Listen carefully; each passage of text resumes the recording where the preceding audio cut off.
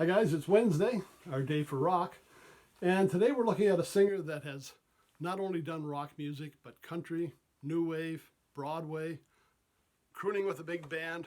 She's really done it all. Today we're looking at the music of Linda Ronstadt.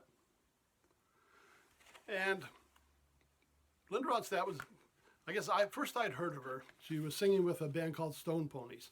And the reason I heard the Stone Ponies was at that time the Monkees were very popular.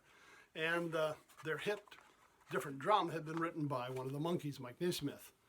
So I listened to the album, and of course we didn't know who she was. She was just a singer with this other group. And that was probably, I'm going to say, probably very early 70s. And then she went off on her own. And over the course of the time she started recording, she has done just every style of music.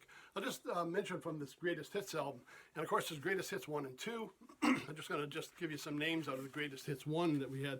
A song she was doing music from writers like Don Henley, Neil Young, Buddy Holly, Mike Nesmith, Phil Everly.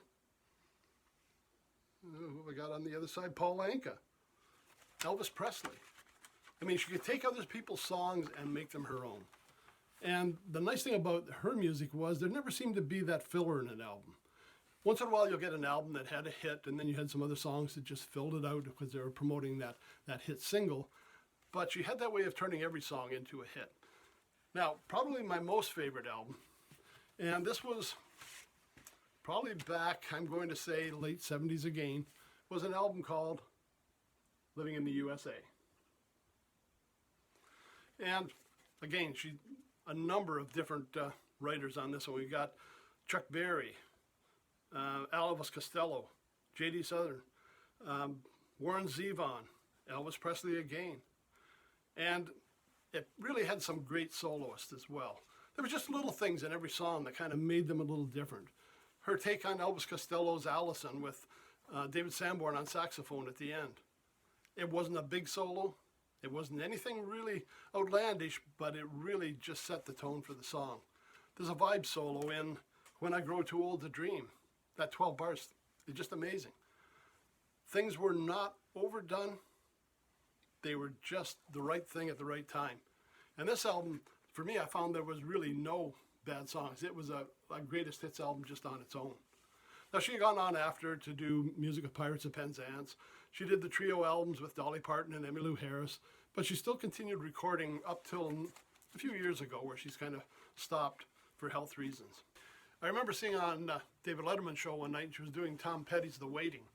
And he came out after and said the same thing. He said, you know, for such a superstar like yourself, you could have just come out and sat on the couch and people would have been enjoyed. But she gave it everything and put in a great performance at a stage when she had already made her name. She didn't have to work that hard. People still would have come. But right till the end, she was giving it her all. So if you get a chance to check out, certainly volumes 1 and 2 cover a lot of her catalog, a lot of different styles. And again, for me, Living in the USA, probably one of the best albums that she had put out in a long time. Thanks for stopping by. Friday, we're going to be looking at the blues. So if you get a chance to stop by, I'd appreciate that. Right now, stay home, stay safe, and we'll see you on Friday.